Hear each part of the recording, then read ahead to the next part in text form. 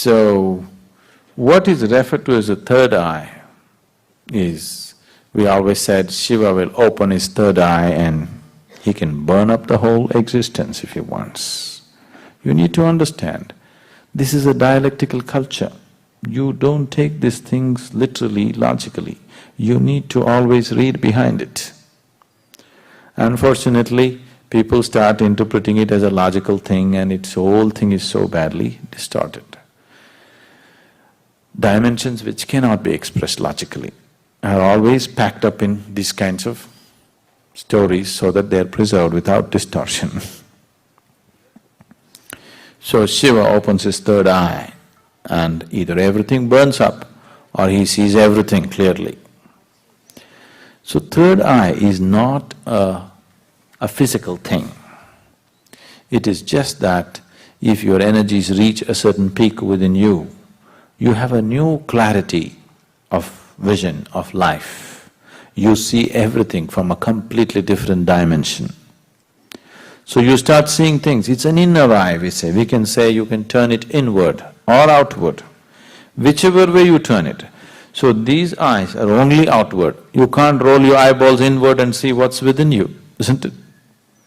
So third eye is both ways. If you want, you can turn it inward or you can turn it outward. Whichever way, you are seeing life beyond the normal limitations of your perception. Your perception has risen beyond the physical. That is the third eye. Why is it connected to a particular spot in your body? Among the 7 chakras, the 6th dimension is called as Agna. Agna is located slightly above where the eyebrows meet. There are 3 dimensions attached to it. These 3 dimensions are traditionally named after Shiva, 3 different forms of Shiva. But these 3 are actual experiential points in the body, where if your energy moves to that point, your experience of life alters itself. The whole process of whatever spiritual process you're doing consciously or unconsciously is fundamentally to move to a higher plane of perception, isn't it? Yes? You call it God, you call it Kundalini, you call it yoga, you call it what you want.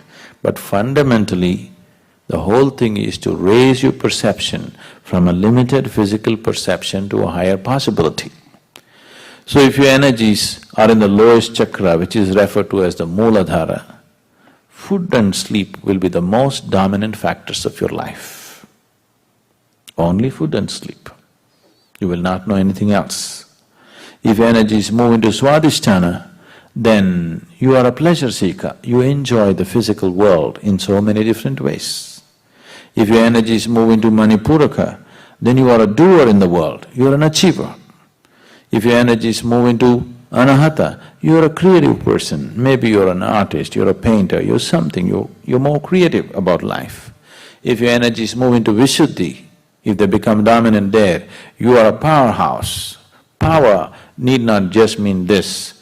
Human beings can be powerful in so many different ways. So, this is the power center. If energies move into your Agna, then you have clarity of vision.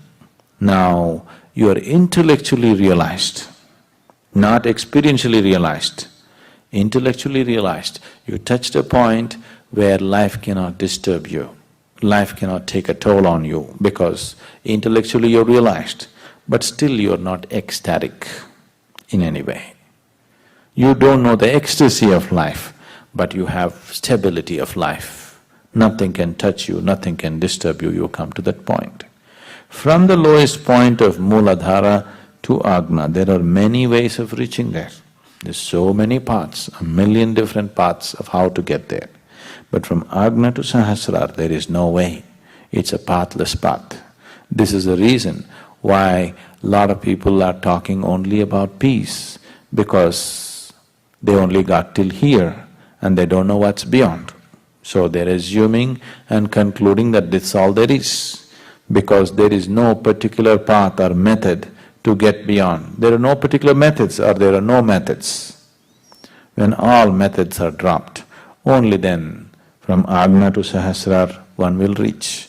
If your energies touch your sahasrara, the topmost chakra, you will become ecstatic like for no reason, simply you're ecstatic. You don't need any external stimulus. You will see those of you who come to the Bhava Spandana, simply ecstatic.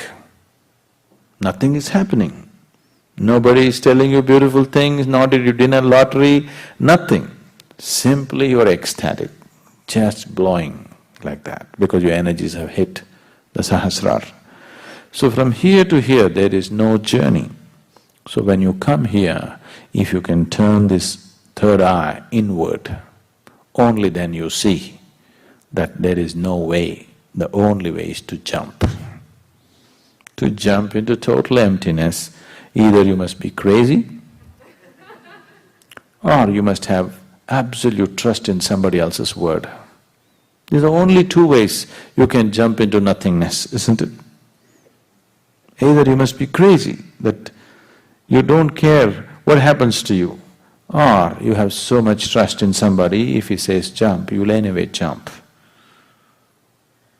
These are only two ways. So, the third eye is something that gives you a total clarity of how things are, how life processes. When I say life, don't think of life in terms of waking up in the morning, eating, going to the party, not that life. Fundamental life, life as you, life as an entity, life as a basis of existence right now. Once you have a clear vision of this, then the way you function and the way you conduct your life is very, very different. So once your third eye opens, it is not that this is going to split and open up, your perception has risen beyond the physical. You have started seeing that which is beyond the physical. You know, have you heard about those schools and they have them blind so that they develop this ability to do remote viewing and… No, those schools are fundamentally trying to develop the intuitive nature of the mind. But I am not talking about the mind when I say the third eye. See, mind is capable of fantastic things by itself.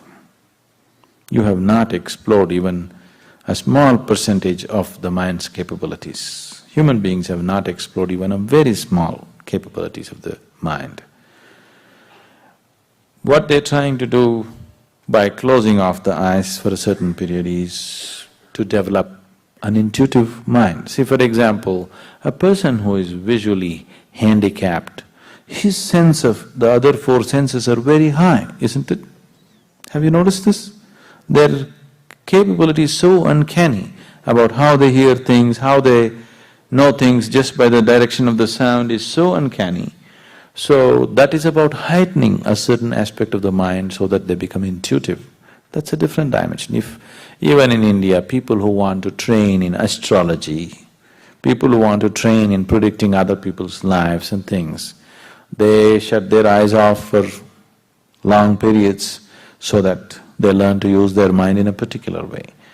When I say third eye, we are not talking about the mind at all. It doesn't involve the normal process of the mind.